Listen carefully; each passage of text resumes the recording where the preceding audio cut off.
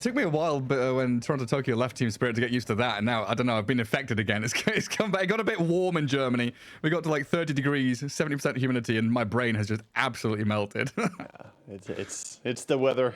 Blame the weather for the brain not working. That's what I always do. That's the easiest way about things. Smoke Stay out hydrated. From, Extreme putting wards a little bit on the side focus here, not getting high ground vision on the mid. Actually got covered the top rune though, and of course they put the classic cliff ward on the bottom part of the map.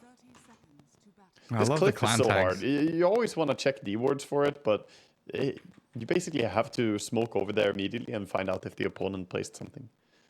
Yeah, it's kind of nicer when you have, you know, ET or some kind of vision giver up on high ground to scout out without having to waste a bit more time. Let's see what they get done though. I like all the little clan tags out of BB Team though. You know, GPK with a classic "What can you do?" Then members only for Miero. It's the members only club. There's an arrow there is going to secure the bounty rune for save to grab, and DY and Arme going to get the other two on the opposing side. So balance in all things in the 2 for 2. And every single Doom we see him pick up the Devil's Bargain. But I feel like so many games we have seen Doom, the games end before I can see any real value from taking it. So maybe this game will be the game where we see big plays on that Devil's Bargain. Otherwise, I've seen like Magic Stick being sold and maybe one Bracer being sold. That's about it. I haven't really seen that much. Right, for the first time in a long time, eyes on the mid lane. You know, GPK on his Dragon Knight. They knew the Shadow Fiend was coming. They've got to have an idea of how this lane's going to go. Oh, he's in trouble already. Is he gonna die here? He's taking a lot of races. It's taking a tremendous amount of damage. Big bully at least. Does survive. He got 7 stick charges, tangos to play around with, but yeah, he's kind of been booted out of the lane now. So easy freedom here for XM to gather up these last hits and denies. Yeah, XM doing a great job manipulating the lane for now, and Dragon Knight barely able to touch any creep so far. Does get the 3 last hits that he had access to though. Well, Marana dead down at bottom though. Brewmaster runs in under tower, claims the kill, but Lifestealer will trade back. Nightfall finds XXS. And gets that big 5 HP for killing a hero. The Corpse Eater kicking in for Lifestealer. Oh, feels good. Yeah, the nerf was so big. It's like, oh, yeah, instead of 2 HP per creep, you just get 1, and then if you kill a hero, I guess you get a little bit extra. Yeah. Incentivize hero kills. Makes Dota faster and funner. He's still gonna just farm Gareth. Yeah, that's true. Just hit the creeps. Pretty classic lane bottom from Extreme as well. Rubik and the Brew. Quite a lot of damage output once they kind of get to level 3 is when they offer a lot of threat. But Miron has obviously already felt the pain in his bottom lane. And on the opposing side, you know, Lifestealer Mirana feels like one of those old lanes, Spectre Warlock. You know, you've got a carry that's farming, and then you've got a hero that's kind of damage. Doom. Oh, Doom. Yeah, being walloped here by the Sven and the Ogre. They're both, you know, full HP and still very healthy to play forward as well. Yeah, now they can play pretty confidently here for the CS, as Doom lost so much HP. So they're just power denying, power CSing together here, making sure Sven gets a good time in lane. But yeah, this Lifestealer Mirana lane is kind of passive, right? It is. Yeah, this lane doesn't really exert too much pressure, but yeah, they did react and get a counter kill there at least to the tower dive, so that's going to put the lifesteal towards his face boots. And another go on that Doom. Just very quickly snapping into action again. Yeah, hard time for BB Team here as the speed in which Extreme are playing. Kind of hard to deal with. Yeah, that early harass that they did set up this kill. He couldn't regenerate fully, and then he just goes down. He actually had 10 magic stick charges, but the chainstone killed him. Or he just thought that he wouldn't be able to live with the 10 at the end. GPK's doing well. He's doing pretty well, yeah. Dragon Knights. He's surviving the laning stage pretty decently, and now he has boots. I think that's very important that he gets boots so he doesn't get run down by the races. Yeah, this is without any help from his supports or anything. Yeah, 14-2, 17-0 on SF. Like, is this GPK doing well, or you know, is there more that XM could have done in this mid lane to have more last hits or a kill? I think he's just understanding the matchup really well in GPK. He's not playing too aggressively and also not too timidly. It's such a tightrope balance to lane against SF when you're a melee hero, but he's done a good job of staying relevant. And SF has spent a little bit on Mangoes, so even though he's ahead in CS, the net worth is quite even. Save up at top. Having to run away from the Ogre and the Sven. Might get a career snipe here. No, I'm going to go for the D-ward on the small camp. And try and keep that blocked for now, it seems. And down the bottom, this aggression just keeps going on. Rubik now contesting Bounty Rune. Mirana leaps into him. And Xinqiu's going to just trade back and hit Toronto Tokyo out this lane. He's got a leap and 8-1 charges. Does pop them, leaps away. And not enough damage from Xinqiu. Lot of bullying though. Mirana salves up and has to run backwards here. Gonna go an arrow a creep, but this leaves Lifesteal completely alone. He is gonna be fine down here. It's not a lane that really pressures him that badly. And Lifesteal is a carry you could sometimes leave to his own device. And Mirana just gonna arrow some big creeps in the jungle. Make her way back to bottom. Yeah, always one of the best things about this Mirana, right? Is you go jungle, you get some experience, and you're off the map. You're hiding, and then you're suddenly a threat to the Shadow Fiend. XM has to be much more wary of his surroundings. Currently, though, Toronto Tokyo under dire vision here, so completely spotted by Extreme. Yeah, that ward is living a full life. It's going to time out now. CS-wise, all of Dire doing pretty well, but all of Radiant also staying close. They're going on Sven top now, actually. Playing very aggressively here into Arme. Miera has been blocked up by DY, though. Looks like the Ogre's just trying to sacrifice himself to keep the Sven alive. And job well done. Sven gets rid of the sticky napalm charges, can now go back under a tower. But Batrider not leaving. Look at him, just running after him, saying, okay, you're back, but you have no HP yet. Yeah, I mean, Arme was 3 stick charges, kind of stuck here now with this Infernal Blade. A lot of damage with the Batrider getting over the top of him, and Miera comes out of that with a double kill. Oh, that's huge for him. Pushes him close towards his mana boots. Already has it. He can buy the recipe as well. And then straight towards that Midas that Doom loves to rush. Is that a save on the camera? Everyone's camera is save, apparently. Yeah. Save is now Toronto. Yeah. He's XM. It's GPK. Yeah. They put the name there. Yeah. Well... No, bring back save. It's the save. It's like, when people have a cat cam on their stream. That was a little save cam. Well, he's gone for now. Is it a sign that he's gonna start roaming? Him being everywhere on the cams? His Batrider might open up. He's everywhere and nowhere. For now, it looks like he's mostly bullying the Sven, trying to stop his farm a little bit. And we saw that moment, right, where Toronto Tokyo moved mid. Wasn't under vision. He's been off map for quite some time now, and XM Shadow Fiend is tucked in behind his tier 1, kind of afraid of what's around the corner, because GPK, he's stepping up, threatening. Even with just a level 1 Dragon Tail, they've got Dragon Form, Breathe Fire, and Mirana's movement. And XM realizing he's just jungling now. He's going to stack up the big camp here as well while pulling this, and he's prepping to farm it with Breathe Fire, so he's being very efficient on the Dragonite to maximize his farm. As I say that, misses 1 CS to the jungle creeps. They always steal from you when you do this. Bastards. Yeah. I think that was Nightfall also trying to contest Wisdom Rune as well, but Xinqiu gets there just a step ahead. Yeah, he's doing a good job, though, avoiding the honest laning against SF. You know that matchup doesn't go well for Dragonites, so just doing whatever he can to speed up his own farm. It's actually crazy to me that he's 100 gold behind an SF at minute 7. I never expected it to go this way, but impressive from him. Yeah, that's the thing, right? When you see this Dragonite pick, you kind of just go, huh? And then the SF comes out and you're like, oh? Yeah, they snap picked the SF because they saw the Dragonite. They're like, he can't lane against me, but from what we've seen so far, without any real lane interaction from the support, he definitely did fine. Like, this is, in a lane where you're meant to lose, coming out even is winning. Right? It's one of those situations where GPK has won his lane, but we might have spoken a little too soon here. The Doom has come in to turn back and protect the Dragon Knight, throws another Shadow Fiend. Mirana leaps forward, trying to catch up to XM. Struggling to output enough damage, but they will leap onto tower here to try and finish him off. Raindrops keep him alive as they kill DY. Xinqiu being chased down now as the Shadow Fiend is alive on about 50 health, but they'll lose the Rubik. Shadow Fiend coming back in, thinking about re-entering the fight, but XM not offering enough. Both supports dead, kind of hard for him to go in there, but he is going to stick around and clear this push at least. Spam some raises out. He's playing cautious because 4 heroes were around, so doesn't want to overstep.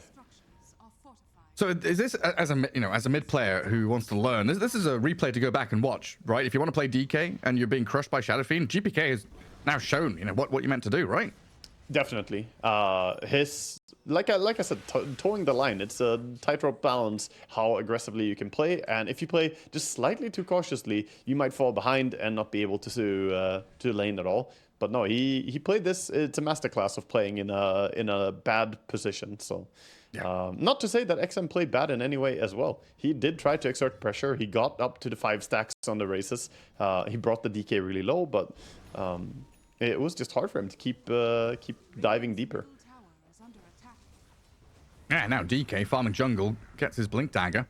It does make me question: could you have made a rotation with like Rubik coming mid and just securing that kill on the DK? Right.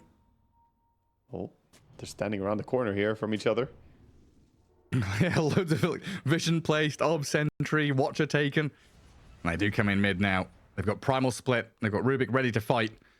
And DK does have his blink dagger now, though, so we'll see what kind of resistance the BB team tried to put up. Right now, it's just the Mirana falling flat on her face.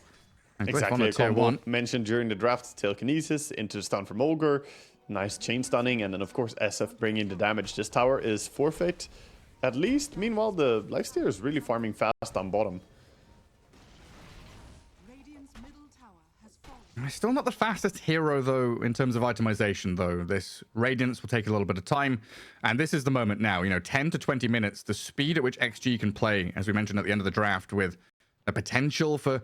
the potential for Arme to join is there if they fight in their stacks, but he's primarily going to be farming. But when you have the Shadow Fiend Brewmaster core duo, they can get out on the map and find pickoffs on pretty much anyone who's not a Mirana, as we see Toronto Tokyo just leap away.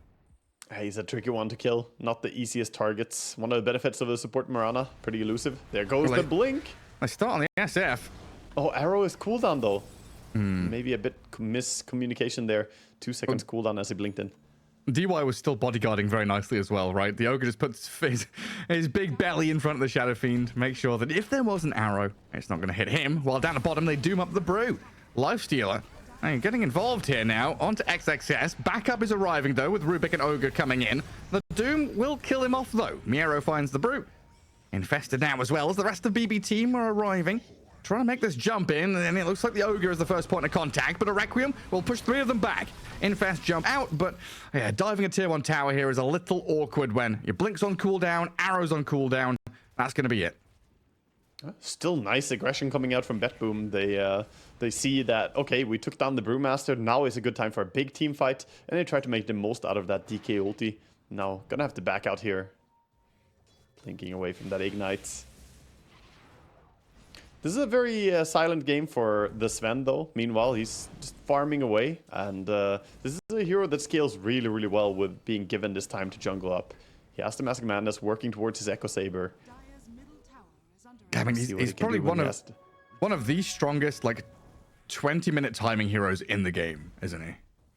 Yeah, he can become really monstrous. Pop out, especially when he has that first initiation item. He needs either Aghanim's Blink or Shadowblade, whichever. One of those 3 is basically a necessity for him. And all pretty viable. Oh, Extreme. Take out that bottom tower. Opens up the bottom jungle for them now, so more space for XM to farm through. As it looks like, yeah, you mentioned Yasha first into that Kaya Yasha. Blink dagger for the Shadow Fiend. Needs a bit of time to get there. Yeah. Worrisome for Extreme Gaming is also this Radiance on the Lifestealers getting closer and closer as we move forward here. Lifestealer is at 2.5k gold and already has, of course, the Talisman, so he's not too far away. Smoke from BB team as well. Really wanting to get some usage out of this blink on the Dragon Knight. Investing into aggression. Want to try and get something done as Nightfall gets out of the grasp of the Brewmaster up top. They scan into the enemy Ancients and the Sven, a prime target to go on. Chain stunning him here with Save, having that lasso for the last moment. Catching out Arme, and the final bits of damage at the Flame Break. That stolen Infest. It looked like it might cause them issues, but they kill Arme. Yeah, not enough from the Rubik there. Now a Moonlight Shadow to slip away under the cover of invisibility. Jinkyu has stolen it, though. He's also got his buddies all invised up. GPK gonna TP out. No stuns on him. Was he? Oh, he's tucked behind that little tree, wasn't he? Yeah, he was in a beautiful position. TP out. Gets tipped here by Save as well for getting out. Some beautiful execution here. Get in, kill the enemy carry, and get away scot-free here. Nice attempted save by Jinkyu, but just not enough HP to heal up that Sven. Maybe if they insta-TP'd more people, they could have punished there, but it was a little bit slow reaction from the rest.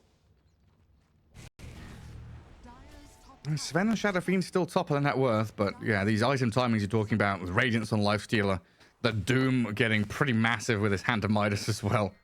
It's pretty telling, though, that XXS is not going for a Radiance in this game on his Brewmaster. He went for the Spirit Vessel and now going for a Pipe next. So very different from what we saw with the Radiance and Demanta yesterday on the Brewmaster. And this is telling me that he wants to be aggressive. He wants to fight and he wants to be active early on. So this timing that we talked about, the 20-minute timing for the Sven, I think they're going to try and hit that one as hard as possible. Yeah. Absolutely bulldoze it. Yeah, I mean, how often... So I think this is one of my big bugbears a little while back. I didn't like every Brewmaster going Radiance because I don't want to say quite often, but maybe like 20, 30% of the time we'd have these situations where there was that lack of synchronization between the Brew and the other cores. Like, Brew's waiting for Radiance, so he doesn't want to fight, he wants to farm, and everyone else is like, I'm ready with my BKB or my Blink, let's go. And Brew's like, no, I need, please sir, 2 more minutes of calm farming time for my Radiance, thank you. Yeah, I like this a lot, just making sure that when the Sven is ready, the Brew is ready, right? You are kind of, you're bowing down to your king, rather than pretending to be a false prince. Yep. Wow, this Observer Ward, it gets to live down bottom here as we saw them attempt to catch Extreme Gaming. They backed out immediately, definitely revealing that there was some form of vision, but they couldn't find where it was. He put a new sentry a little bit lower, but you can see him running around on Toronto Tokyo just looking for it. Like, where is this goddamn ward? He's checking every cliff, every place, but couldn't find this one. Oh, Lasso. The Infest gank. On the Sven again.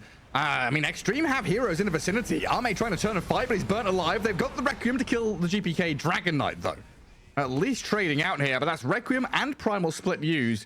Nightfall Invis under Moonlight Shadow, but he's dusted, actually. Expiring now, but so does the Moonlight. The lift back, drag into the raises out of the Shadow Fiend, but Nightfall has the rage up, kills off DY, turns, and lifesteals a fair amount. Back off XXS. Miero and Toronto Tokyo bullying the Shadow Fiend, who's doomed up now, and XXS, he's trying to fight into Radiance, but he's just missing every hit. The Vessel's on the Lifestealer, they've killed Toronto Tokyo, but Miero's found XM, and this Lifestealer is dying, but not quite finished off.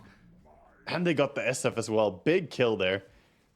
A big turnaround for BetBoom. What looked like they were going to get punished pretty hard. They end up actually coming out ahead here, getting the kill on the SF. Ulti spent, of course, as well.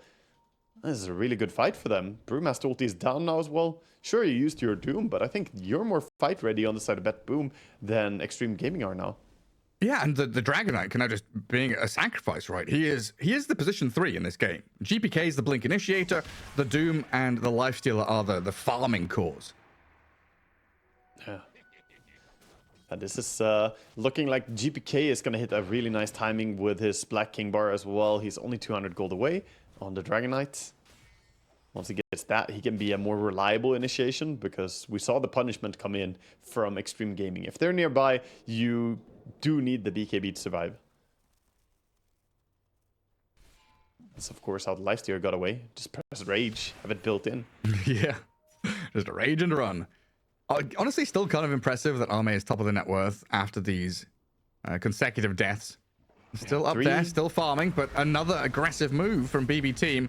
The Brewmaster all stunned up, and they're trying to turn back and maybe kill Miero here with a multicast and big damage out of XM. The chase is now on. Try and find GPK. Move on the Dragon Knight with Arme arriving, but the BKB's up. Dragon Knight shiny golden and trying to run back, but that Lifestealer just disappears. The Sven with a 10k net worth. Arme joins the first fight 18 minutes in and says, nah, this time I get to go on you. Oh my, the Sven finally gets the big connection that he wants. And big impact, by the way, why the Rubik in that fight, just spamming the Purge. He stole Purge from Doom. I don't think I've ever seen a Rubik have Purge. This is like the first time I've seen this spell, because otherwise it's a neutral spell. But since Doom took it from a neutral, Rubik took it from the Doom, and now he has a 3-second cooldown Dispel that he can spam. Very good against the Batrider in this game, and, you know, get rid of the Infernal Blade. There's a lot of things you can do with this. That's pretty cool, yeah. Even just slowing people down to chase them. Yeah, he is going to opt for the Starstorm here, though, so now he has tons of damage instead. That's always much nicer. Damage is king. And seeing this back, a big hit from XM there with a raise. And GPK with that fresh BKB thinking, hey, maybe I can just slip away, get away from the stuns and control. Nicely messed up in this fight, though. Look at it, yeah. Look at this. He just walks in, and he did not expect to get just stunned by Ogre and die. A simple Ogre stun. Outplayed, outskilled, as Ogre would say. Oh, baby. The ulti? Oh, baby. XM sets it up with the invis. Mid difference right there. That's what you want to see if you are Extreme. Looking at your mid, just getting a solo kill on the back of that invis rune.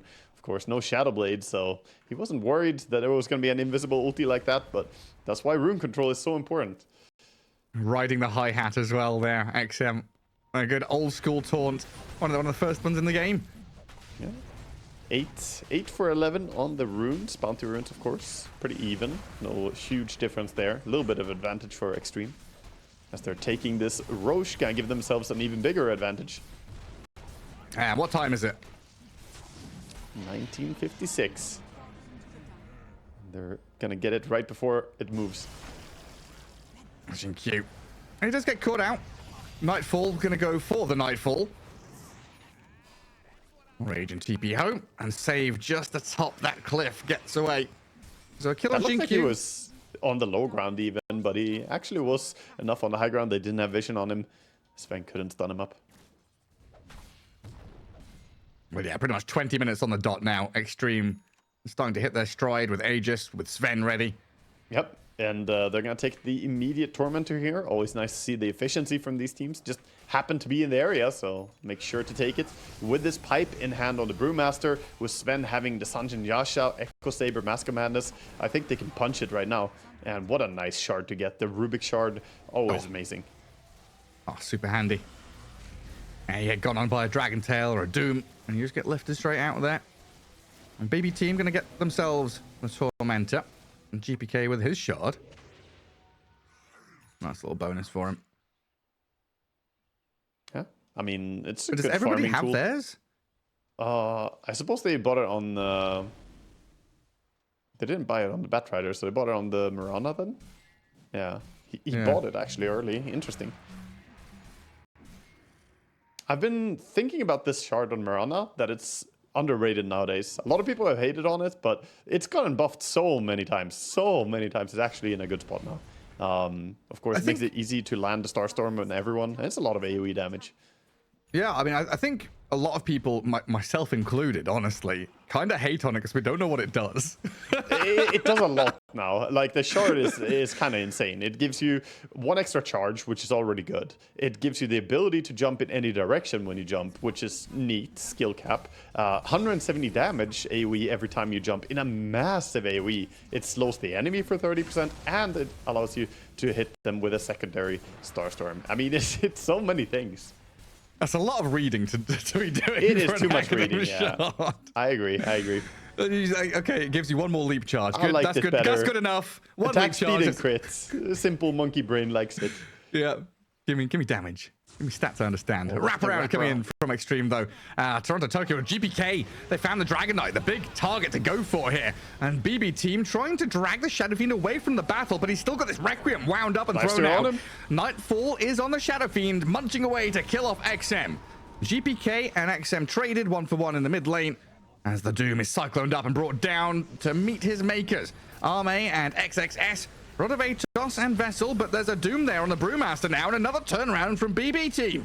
Nightfall, he's hungry for this, chasing the Brew all the way back, while Arme trying to stick on the target, but really struggling to find his man. Forcing Nightfall away now at least, but I mean, Sven has Aegis here, so he's got a lot of freedom to run at people. It's just a matter of doing the damage and controlling them is the struggle for Extreme. Okay, found a target that can't run away. The tower. It has to stay. Dragon Knight up in 10 seconds. So this is just a quick push here before the DK is respawning. But they're going to be able to take the tower, it looks like. That Bloodlust is doing work for Sven. And yeah, unfortunate start there to the fight for Extreme. Little bit of a miscommunication. Didn't chain stun the Dragon Knight. They lifted him, could have stunned him, but they held it a little bit too long. He got the BKB out. Sven just bullying here.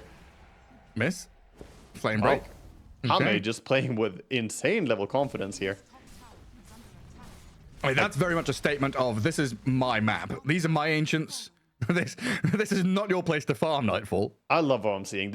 A lot of carry players would not make this decision here because they don't have their teammates nearby, they don't have enough stuff, the SF is super far away, but he recognizes there's no Doom ready right now. Doom is on cooldown, and DK doesn't have ulti yet, so why would he be scared?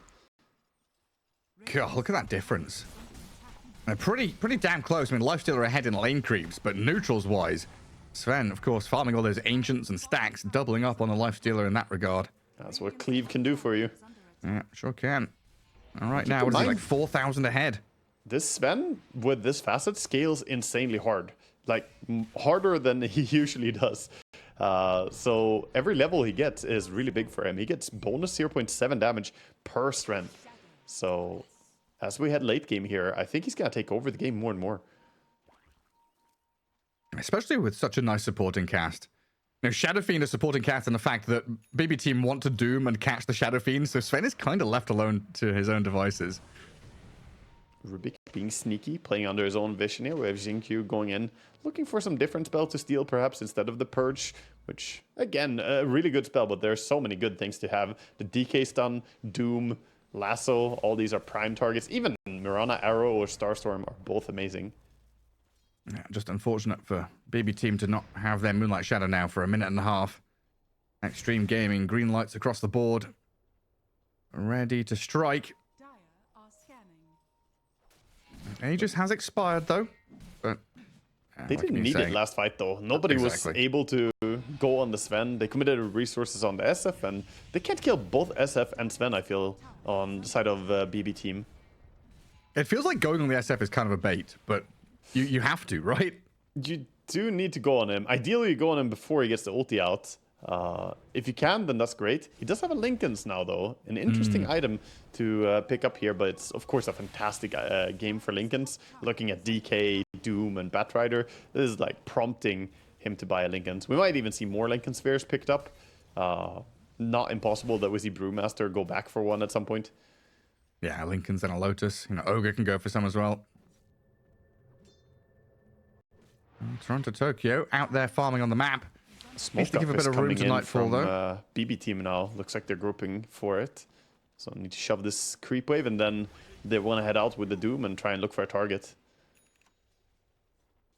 They'll need that smoke and Moonlight Shadow, though. Ward coverage here for Extreme is real nice.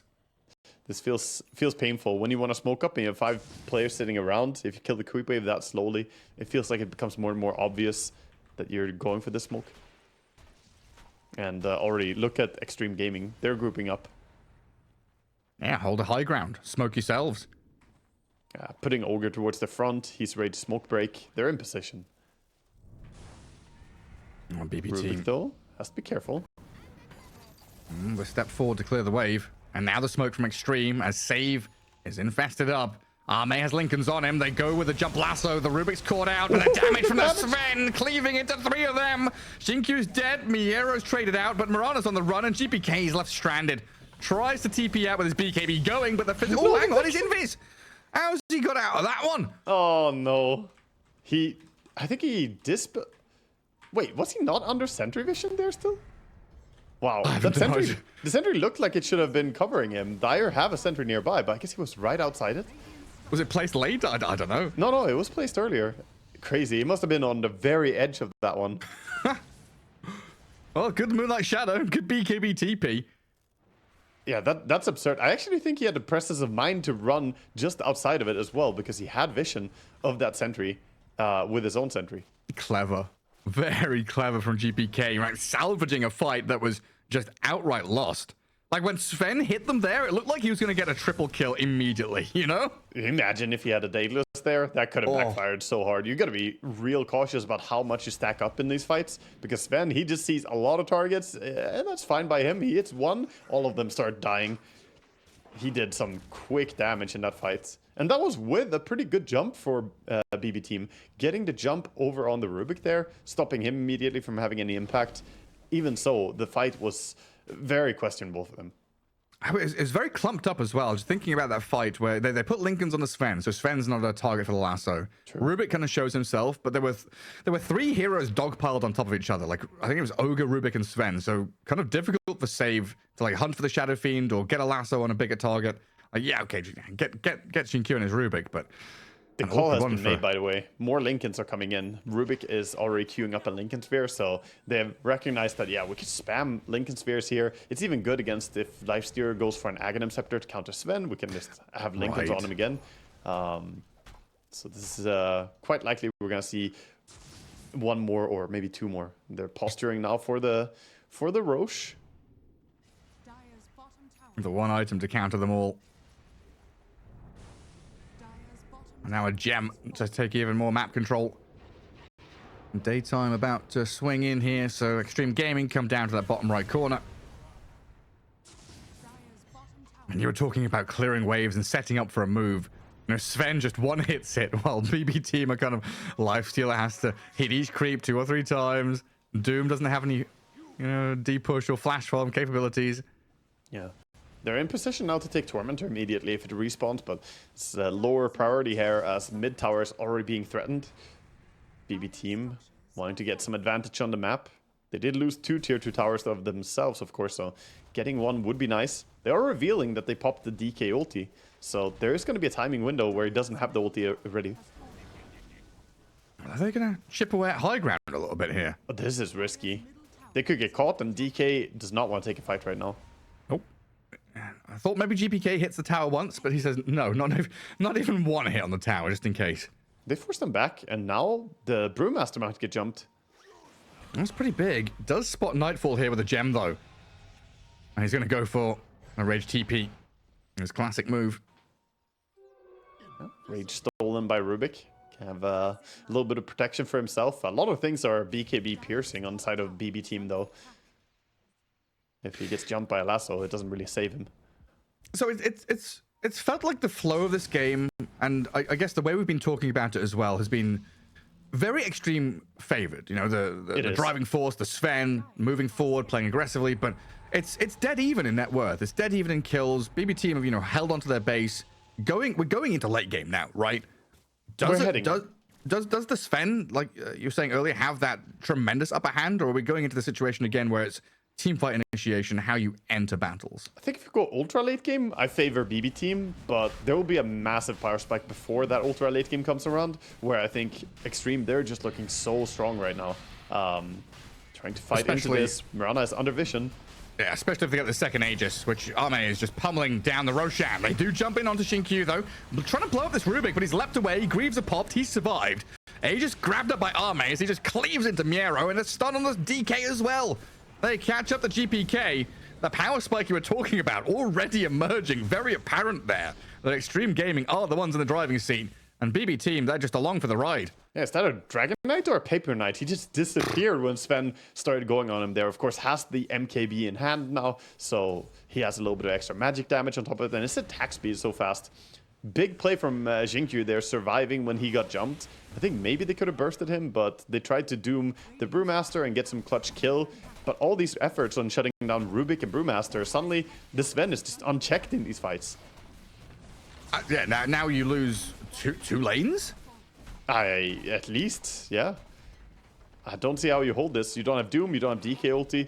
Even if you do buyback, you're still gonna die here. And not even Dr. Suleiman Al-Habib is going to be able to save your base and heal you back up. Call a doctor. Call the doctor. The doctor. They need him desperately. Second lane is gone. Lines are all drawn. No rush here for Extreme Gaming to go, you know, tier 4s or anything. And of course, the tier 2 top is still standing. So they're going to come back, maintain the lanes, hold out in the ancient spot as well to stop BB team from making any rash, aggressive moves. BB quickly moving out and trying to take over their own triangle again, saying we need access to this, need these resources. Brewmaster does go on to vision. And they've got Moonlight Shadow with the infested bat looking for the backlines. The Rubik again, the point of contact that they're trying to blow up, but Xinkyu is so tanky. Leaps away again with a glimmer. The Greaves are up and Nightfall's turned on. GPK surrounded by Arme and DY gets to the high ground with a BKB TP. Successfully back to Fountain, but Lifesteal is being dragged back with a Void Panda into the waiting arms of Arme, and Toronto Tokyo just calls it. Yes, it's over. They know they can't really fight here without their carry, and good game gets called. God, I was completely wrong with the way this series was going to go. I thought the BB team would come out playing a little bit faster, and maybe game 2 would have that longer drawn out game. Extreme Gaming though just show up, play their hearts out, super crisp, very nicely done, and the timing. Around with the centaur cart, right? It's a meme combo. It's not really strong, but no, you can. You can cast spells. I remember the Lesh one as well. Just turn on Pulse Nova and get dragged around, go into the middle of everybody. Was pretty cool. One horsey one HP Lesh. Pop, yeah, a horse on the back of a horse. A centaur on a centaur. Oh, here we go. Game 2, 2-game series. Important stuff, of course, to get victories here. Day 2 of the groups for the Riyadh Masters. Good start game for taking Extreme. on BB team. Already knowing that they cannot lose this, at least they're 1 game up, and puts them in a very comfortable spot here in this BO2. Of course, they would like to get a double win here, since BetBoom did get a 2-0 in their first matchup. Yeah, especially facing off against one of the EPT invited teams early on as well. You kind of expect this first blood attempt on an ogre. Tanky Toronto Tokyo is going to take quite a bit of damage here. As I go toe to toe with 4 members of Extreme Gaming. He's just trying to fit as many T's as possible, toe to toe. Tanky Toronto Tokyo. Welcome to the life of a play-by-play caster. You got to have a bit of fun with it. You get paid per T, you say, or something. You just set yourself challenges, You start a sentence, it's like, wait, I've said 3 T's in a row. How many more can I fit in here? Gareth's advice for a new caster: just start out every cast with a little bit of a tongue twister like that. Yeah, no, it sets you up nicely. I mean, we used to play games back in the day of fitting in buzzwords and stuff like that. Like, how many times can you say power spike before you get pissed off at saying power spike? Yeah, I remember some casters saying, "Okay, you got to say vegetable in this game." It's like, okay. I just fit these funny words in. These are the things you only find about after the fact. You're listening to a cast, all sounds natural and normal. Oh, he said an interesting word there. I wonder what his vocabulary choice was about this one. Yeah, it's because Fogged was like, if you don't say vegetable, I'm not going to give you a beer tonight. Yeah, that's true. Fogged usually gets in on those. Bottom lane, we see a Sven wrapping around, just being obnoxious here, trying to look for whatever he can do, but Save staying safe. Not gonna get caught by the Sven. This bottom lane is pretty dominant for the Slardar and Grimstroke, I think. The double melee of Sven TB, not quite as strong. He does get the pull, though. It feels like so far top lane is kind of a similar story as well. Double melee, you lose first blood with Toronto Tokyo dying. Success, Jinkyu able to get up in the face of the CK already quite early on and do some good harassment in these first couple of minutes. Yeah.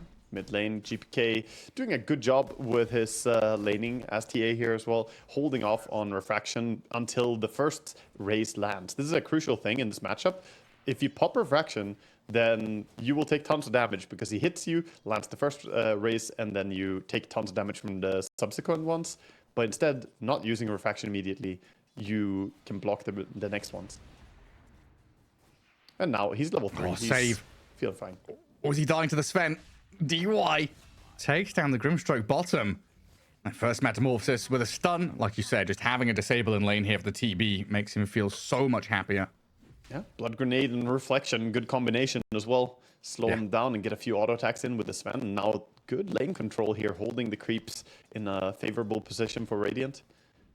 Trying to toe that line. Slardar does push it forward a little bit. Drags his own wave back. I've been a big fan of seeing Shadow Fiend come back to the forefront of Dota again. Back in the day, this was a hero that everyone was just practicing, 1v1 solo mid. This is the real indicator of skill. And I guess still going to be a similar story with the high level of play we have now. GPK has already shown in game 1 that he's done his Shadow Fiend practice. Lane DK into it, lane TA into it. I would imagine that he's probably got a solid 10 heroes that he's comfortable with laning into Shadow Fiend with how popular the hero is. I think GPK is outplaying XM a little bit on this mid lane. The SF is supposed to be winning more than he is here, and the TA in a very good spot as they're basically dead even on CS 17-2 versus 17-2 right now. And this is not really how the lane should be going. So BB team gonna feel happy with this advantage. Yeah, and this is something that might not be important right now. But if BB team, get through the groups, get into playoffs, this is a draft advantage waiting to happen, right? Because other teams are banning Shadow Fiend and not letting it through, etc. BB team have let it through twice. Yes, they've lost to it once, but they're showing that they can lane against it and they can play against it. So all of a sudden, you've, unlocked a new ban spot for yourselves. Definitely. It gives them comfort. And they can also play it themselves if they ever see a chance that, oh, you know what, we want to play the SF, and they can bring that out as well. So it gives them the flexibility in the drafts. Like you said, a little bit of an advantage as the tournament progresses here. Side lanes, we haven't talked about them too much, but things are looking pretty decent for every core. CK trailing a little bit, but the Centaur is leading the way. He's up there having a great time. XN, every time I look mid, taking meld strike hits. Getting chipped at by the side blade splashes. Pretty even between the two of them in terms of farm, but like you said, TA kind of victorious in terms of where the lane's going. Yeah, the hard part is over for TA now. She's level 5. At this point, the level or the matchup is TA favored. If you get here in a decent shape, it's all about the first few creep waves. But SF, he can just double raise the creep waves and start popping into jungle, use some clarities, mangles, and start farming up really fast. Yeah, get acceleration going. And Toronto Tokyo, a little stack on a small camp, can pull it. 20 seconds. Oh, save. Looks like he was thinking about running for the bounty room, but not going to be in time as the SF already took it. Nightfall just chucking stuns at XXS to try and pseudo deny the creep. Don't let him get the last hit. Yeah, that's all he can do to this Centaur. Centaur is just way too thick to take any damage here from this Ogre CK lane. Not really as potent as if we had Grimstroke here, but as we touched in the draft, Grimstroke kind of has to go against this TB or he has too free of a time. Well, a bit of movement happening now. We're 15 seconds away from that active rune spawning. Rubik has stuck up top. We'll see if Shinkyu actually makes a move elsewhere, because Sven has. He's stacking jungle down bottom, it looks like, and moving towards rune. But BB team have brought more numbers that little bit faster. 2 heroes at the bottom rune spot. Toronto Tokyo guarding the top, which is a regen. Call your friends, call everybody, and the regen rune is going to go the way of TA, I think. Rubik cannot really get in there and deny. I was thinking about it. A nice D-ward here from Toronto Tokyo as well. Realizing vision had been placed, immediately dewarding it. Yeah, and he didn't even have high ground vision. He just walked close, hugged the cliff, and gets that deward because the observer is close enough to give himself that high ground vision.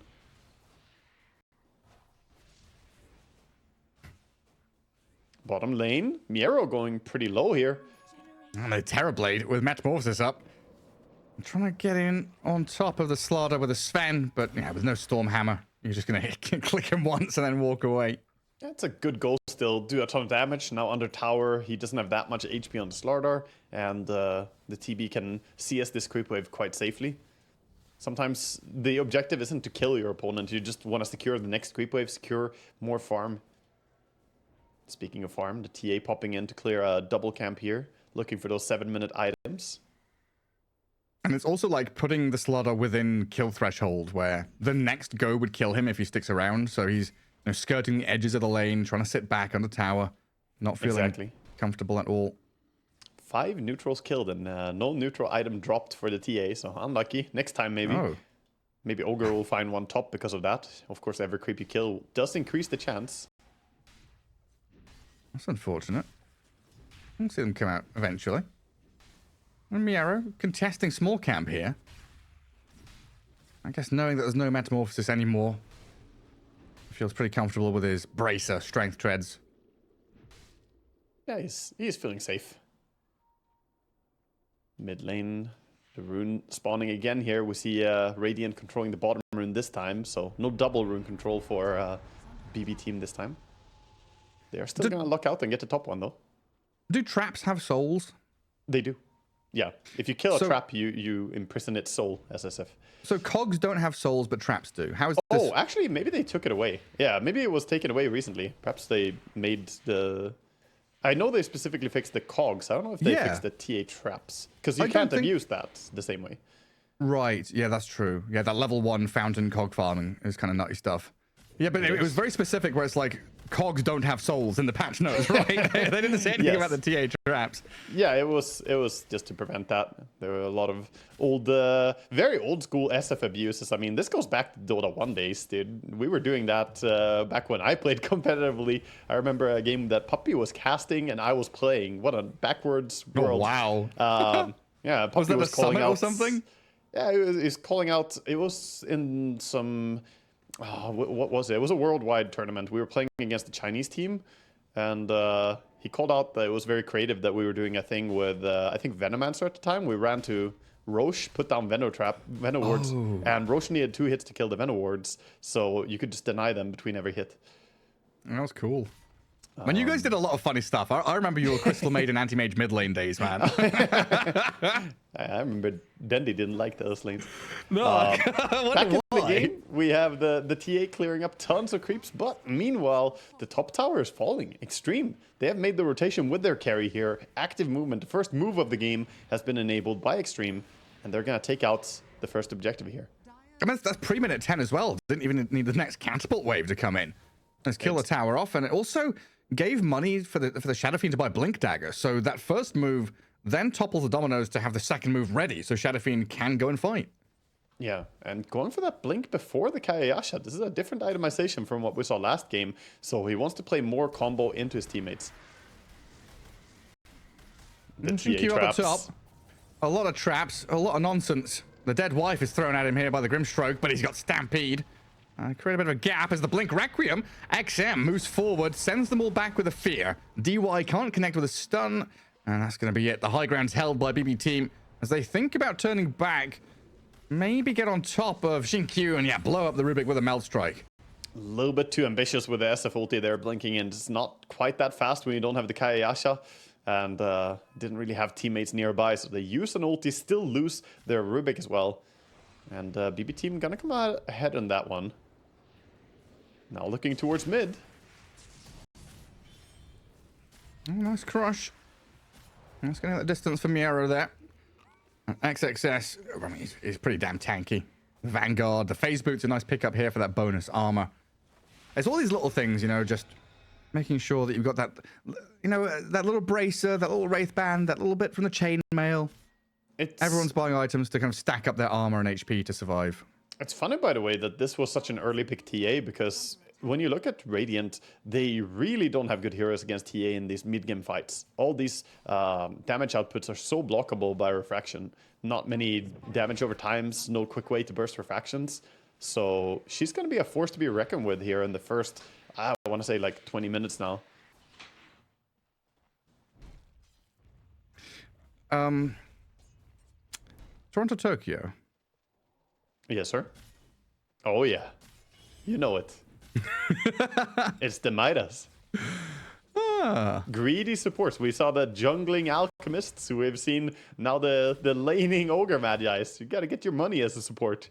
You can't take the mid player out of him, you know. Too many games on Invoker, too many Midas is purchased. That's true. You got to scale. Gotta go late game. This is what happens when a mid player says, "I can transition, guys. I can play hard support." Proceeds to queue up the Midas. Well, it's pretty classic, isn't it? It's pretty like this item is a little bit griefy here. I do feel like Pavis would be better. Just get that Solar Crest for your team, get the Pavis going early on for a little bit of impact. But Ogre is one of the supports who can go for Midas as a support and, you know, still have the impact that you want from him. Definitely a slower approach, though. Definitely a waiting game. I'm just waiting for Toronto Tokyo in next games to pick Jakiro and go, you know, Witchblade Dragonlance. So I'm a position 5 for Maelstrom sure. Jakiro support coming in. Maelstrom Jakiro, yeah. I tried playing that last night in a turbo game. And it was pretty fun. I lost, but I enjoyed the game. I'm not sure if my teammates did. Dear God, I'm glad I don't queue turbo. I'm not gonna find you, Garrett. Follow me doing some wild stuff. Jump in onto Xinkyu. Oh, yeah. Yeah, dispatched with quickly. With a minus armor and the damage out of GPK. This is the power spike here. The double blink dagger. Slaughter has his blink, TA has the blink, so now they can just jump in with the Inkswell and get some quick pickoffs. And you said it right, GBK are a real viable threat now on the map. Hitting this power spike up near the top of the net worth. And making a move mid as well with Miero, getting a two-man stun. Catching up onto DY, trying to blast them down with a nice soulbind there as well. But this Centaur a little too much to contend with. Right now it's BB team making all the moves across the map here, and we don't really see the impact of the Shadow Fiend as much. He's 0-0-1, having a bit of a quiet game. He did try with that one ulti, but TA is making bigger moves right now. So what's next for the SF? Does he go back into Yashikaya? Yeah, is it BKB? He's building towards the Yashikaya. I don't think you can play the hero without it, is how good it is this patch. Gotcha. Quick races and quick ulti is just impossible to pass up. I do think going blink first didn't work out this game. He tried to play on a timing, but since Centaur doesn't have his blink yet, well, he has it now. The rushed blink dagger didn't feel that impactful from SF, but now they have the same thing as BB team have. Blink on your mid, blink on your offlaner. You can start comboing people. God. I had to go in game and make sure that it is Yashikaya. My brain was like, is it Kaya Yasha? Is it Yashikaya? Sanjin Yashikaya, Sanj Yashikaya. They all have, one of them comes first in each of them. Is what it is. It's a cute Yasha. Little cutie Yasha. Here comes the blink. Gank attempted, but look at BB team. They have the read on this. They're like, we don't see you. TA Trap's doing a good job scouting. They have deep vision. Don't see the enemy heroes. So they're just playing under towers. It's like process of elimination, right? They're not defending bot. There's no one showing mid wave. There's no one in top jungle. They must be somewhere doing something. Yeah. It's spooky and dark out there. But at the very least, Extreme Gaming gets some wards down of their own. Yeah, T-Traps are great for just acting as a little security alarm as well. It's going to tell you now they saw a TB backing out from their own jungle, so they have a good read on where they are. And Midas update, the Ogre doesn't have it yet. He's still waiting. If he gets one more D-word here, though, I think that could get it. Sick update. 20 more gold. He's so close. At least he's not just farming creeps for it. He's actually doing the support job of D-warding to get his Midas. So blessed to have a position 5 like that. It's going to be huge, Gareth. The power spike. In 10 minutes. No. All comes down to this, Gareth. Is it worth it or not? All comes down to, does he multicast the first usage? If he doesn't, I mean, you might as well. You call it new Boger. You are absolutely correct. It is all down to that first multicast. Then you're like, I wish I was Doom with the Devil's Bargain so I could sell it. Yeah. Slaughter and TA going into Roche, but that's unimportant. Ogre is going towards a big camp right now. He's heading there. Can we get a picture of the Ogre? Yeah. He's doing his wording, and now, quickly. Oh, he gets it! He snaps the double multicast here. Oh, huge. Yeah. Big money. He's level 9 now. What kind of camp was it? It was a satyr, so he got big experience from it. Oh yeah, big XP, big money. And well, Roshan is dying. Yeah. BB team gonna get Aegis here for the TA. GPK is gonna grab it. Pretty well concealed Roche with CK playing on lane during that. So this may not have been completely obvious to Extreme. And Extreme losing grip of this game pretty hard. I am concerned for the support Sven if the game progresses like this. Then he can get to a point where he's just food and his armor is not going to be sufficient to save anyone. I mean, things have pretty quickly slowed down, honestly. You know, we had these snappy moves coming out of BB team, blinking, stunning. Extreme Gaming tried to make a move of their own with that Centaur blink debut, but not able to really grab someone and get a kill. It's 2-3 at 17 minutes, you know, complete night and day comparison to game 1 where we had a bit of a bloodbath, lots of team fights and a bit of chaos. Now it's get your heroes to hit their timings. Extreme Gaming, it's just all about Terrorblade, it feels like. You know, going this man to Skadi, he's having to contend with his TA and the CK, while BB team have this Tricore that seem like they're gonna do pretty damn well at scaling against what Extreme has. I think so. The TB has so much weight on his shoulders in this game because the SF is not really getting stuff done across the map. They smoke up now again, looking for something. They need a pick on the TA. She does have the Aegis and Blink, of course. Well, they jump, they Requiem, wind it up, and look to kill her off. pushed back a little closer here to Extreme as well, but BB team coming in to defend her. DY jumped by the Slardar, the lift up, GPK dragged back in towards the SF. They've blown up Miero though on the left-hand side with Arme opening up with that Metamorphosis. So Aegis down, Slardar dead, and Tier 1 about to crumble. Yeah, TB pushing now, has the Manta ready as well. Another jump. XXS making these moves swiftly onto GPK, and he disappears. Huge blow up on the TA. Nightfall trying to burst the Terrorblade down, but Alme, he just stands there. Lets him hit him, surrounded by his team, backed up by the squad, and 3 members down on BB team who, we're just praising them at how well they look to scale. Everything looked so good for them, but they take this big fight and they decide to fight without the Slardar again, going into a TB who still had his illusions from the illusion rune, and there was just too much damage output coming in. I don't think they can go without the extra disable and minus armor from Slardar there. You could see the TB almost dying. If he was corrosive haste, maybe he could have been brought down. But yeah, beautiful fight. Finally, they got the big value from the SF as well. We see a replay here of what happened. That was a beautiful setup. They catch a TA, make her run down the river with her Aegis, and she couldn't get the insta-blink out due to the race as well. And then they come back in with that second flurry of attacks. That was a choice, though. That was a choice by BB to take that fight, even though they lost their offlaner. Oh, back in the game, speaking of the offlaner, Miero dropping pretty low here. Where is he? Over in that mid lane. Yeah, XM finds him. But again, it's this like 20-minute mark where Extreme Gaming just seems so much crisper and concise with hitting this timing and looking towards the next fight. XXS has Crimson Guard now. This game starts to get kind of difficult for BetBoom to output damage. They're getting towards all the survivability items. Extreme Gaming are playing extremely meta here. They're getting the stuff that they want. The Shard is coming in soon for Sven, so that's going to give a ton of armor with the Warcry, and Undispellable is also not too bad to have. The Rubik almost has full Greaves at this point, and of course then the aura from the SF as well playing into this. Interestingly, Ame going for this Soul Fragment facet is working out well for him. Because yesterday we saw the other facet being played by Watson. And what's the reason for it? It's I don't know. I mean, he was looking to do an early Sunder from low HP. He does have low HP a lot of the time now due to the way you have to pay HP to summon illusions. I'm not sure why you would want to go for this over the other one. Most people I see take the other one.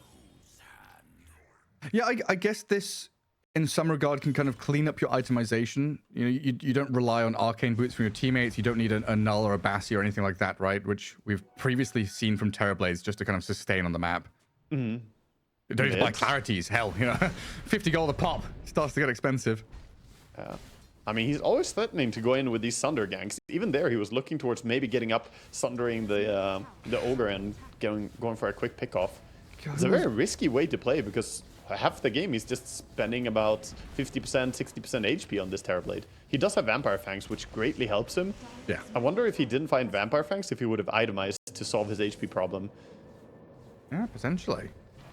It's maybe casual mask, I guess. It's made me think of, we were speaking about 9 class earlier on in his Terrorblade. Made me think that he's kind of brought back that old school build of Armlet Shadowblade Dagon. I can't remember who he was playing against, but it was quite recently, within the last couple of months, the position 5 Terrorblade going for the insta-kill build in a pro game. The insta-kill build, it was stronger when the POS 5 TB was stronger. They nerfed the AoE on the level 1 reflection and nerfed reflection overall since then. So it's not as viable anymore. But there was a time when the support TB was actually really strong. Of course, that was brought to us by 9 class. And we're going to see Tormentor being taken now. Radiant find a good window to go for it. Do they need backup here? I don't think the 2 of them take it, right? Or... Okay, I guess maybe Greaves. Yeah, Greaves is going to be enough here from Shinkyu. They know what they're doing. Yeah, it's Arme. It's Shinkyu. Didn't think of the Greaves on Rubik. I still haven't adapted to the new patch, of course. Looking for XXS on mid lane here. Jump. It's like 3,000 HP with Crimson Guard. A lot of minus armor coming his way with a Soulbind as well. But now Warcry, the healing in, the Stampede out, and he is fine.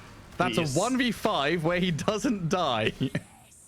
Bleed for me, he says. Yeah, he is lucky that Warcry was nearby as well, or lucky, but he played close enough to his support there, and a lot of resources expanded there. No long ulti necessarily, but the big move, the smoke, so much was put into this gank, and they don't get anything for it. It's Ignite lasting forever on Sven, by the way. He's still Ignite for like 10 more seconds here. Jeez. Get hit by a big multicast. That's because of the Midas. The level ups on the Ogre. It's all down to the Midas. But I mean, that was meant to be a kill into a tower, into map control, into a move. And a BB team, that was meant to be that first step of many. And not getting over the hurdle definitely hurts them. We're starting to think about that next Roshan as well. And as Extreme do come out onto this map, down into the bottom lane, looking towards the enemy Ancients here. Inkswell stolen. The pings are coming out. They're saying they're down here. BB team have a good read of what the move is right now for the side of Extreme Gaming. Of course, they're sieging up the tower. TB has his meta ready. And BB team, meanwhile, not really making an active move somewhere. There's important items on the horizon, though. The Ogre Magi soon has his first real item after the Midas. He is 800 gold away from a Crimson Guard. And the Grimstroke, perhaps the most important item in the entire game, is if he can get his Aghanim Scepter. Oh, yeah. He's optimistically building towards one. He has a long way to go, though. He needs 2,600 gold. So if he gets it, he can make an insane illusion of the TB. Did he get the money rock? He did. Okay, nice. So I've seen a lot of support. I think 3 or 4 people have got that Philosopher's Stone right now in this game. Look at the push, though. They're already just cutting through this tower. Where's BB team? Are you home? Yeah, there's a question mark. Knock, knock. Anyone here? No? There's a lot of knocking going on. TB with a shard as well. Those illusions. And someone comes up to your door, knocks on it with a jackhammer. You know, just destroy everything. It's an entire lane of barracks gone. This is so unusual to what we normally see. Not with an Aegis just going in, recognizing, you know what, you're not strong enough to fight us right now. And Extreme Gaming, get it done. Yeah, and this is really, I mean, this is ideal as well, right? Because it's nighttime. It's going to be nighttime Roshan. We know when he spawns, but the players can be thinking he spawns anytime from now on. So you've taken the opposing lane of barracks, so that's kind of just a free-flowing lane now, where BB team have to come and cut waves and deal with it, contend with it, prune back, creep wave after creep wave, while Extreme Gaming can very comfortably just sit top left corner and wait for Rosh now. Yeah, it already could be up, and it has to spawn in a while, so... Extreme Gaming doing the right thing, playing the area. Rubik is nearby to check it. DY pings it out like, go check it, dude. We need to know if it's up already. It's going to be 1 minute. The multicast caught on camera. The picture-in-picture. Yes. Big. He does have the full Crimson Guard now. So that's one power spike coming in for the side of BB team. They also have the BKB on the TA that she didn't have in the last big team fight. But they're still missing Slardar and CK's BKBs in this fight. Both of them close to it, but don't have it. Yeah, I keep forgetting there's a CK in this game. I'm not going to lie. Nightfall has been very quiet. Maybe this fight can turn things around, but Miero's smoke breaks. Tries to deal with a creep wave, but an awkward spot for BB team to be in right now as Extreme Gaming have a firm control of this top lane. I love Centaur just walking towards them there for a bit. Like, yeah, you want to go on me? You can reveal your smoke on me. He knows he is nearly unkillable here with Sven behind him to protect him as well. And BB team are just going to have to back out after that awkward smoke reveal. Maybe work towards their timings. They are conceding Roche if it was to be up already. And it's going to spawn right now. Shinkyugu will call the boys over. And a re-smoke. They go again. Take number 2 here for BB team. They're going. It feels like you can't give this to them for free. You've got to do something. You're in a bit of a rut right now, so you need a bit of chaos. In time, though? This is fast. This is way faster than you expect. They are not. They are not in time. I think they know that as well. They've held back. They're waiting to see what comes around the corner. We have seen a fair amount of these surprise fights where they get a jump on someone after Aegis is claimed, because there is this little bit of, you know, relaxation after you kill Roshan, where it's like, okay, we did it. But it looks like BB team unable to use this moment to strike. Painful, though. Normally, when the opponents take Roche, maybe you at least split push, get something, farm some items. But BB team, they spent like 2 minutes there trying to contest the Roche, use 2 smokes for it, valuable smokes that you really want as the game progresses. And they didn't get anything for it. Now with the Aegis, Butterfly is complete as well for the TB. his timing is absurd now. He is such a monster. Yeah, Butterfly and all these cores are right-click cores. How do you ever kill him? I don't know. I don't know. Kill him 3 times as well through Sunder and Aegis. Stampede's there to help him. Warcry's there as well. Loads of buffs.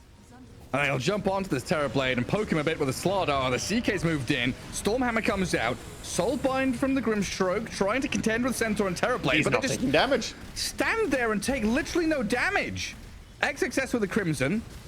DUI with a Warcry, and your tier 3 crumbles. Like, okay, nobody's died, but you're not defending your base. You're meant to defend the Ancient, not let it fall. Miera's jumped in again, trying to kill off the Shinkyu Rubik. He finally gets a kill, but dies for it. The buyback out of the Rubik now, there is not one available for the Slardar. So Arme with this Metamorphosis just cruising through the Dire base right now. Yeah, Creep's coming back as well. Backdoor protection is going to go away. And still Aegis in hand. They can just let the TB be on the front line here. No Slardar available. Yeah, they can Orchid him all they want. Doesn't really matter. Oh, I'm silenced, am I? What a shame. I'll just continue clicking these buildings, shall I? Another tier 3 down. Reality Rift drags Arme back in towards them. Maybe a first kill here, but the Requiem takes out Nightfall. Arme, has he got Sunder? In a second he does, but it doesn't look like he even bloody needs it. GG called. I don't know, BB team in this game too, just falling far, far short of expectations. That TB pick, the 4th pick TB, the Sven bait. It was, yeah, the Sven bait looking like that was going to be a carry into counter picking Sven with the Slardar going for this minor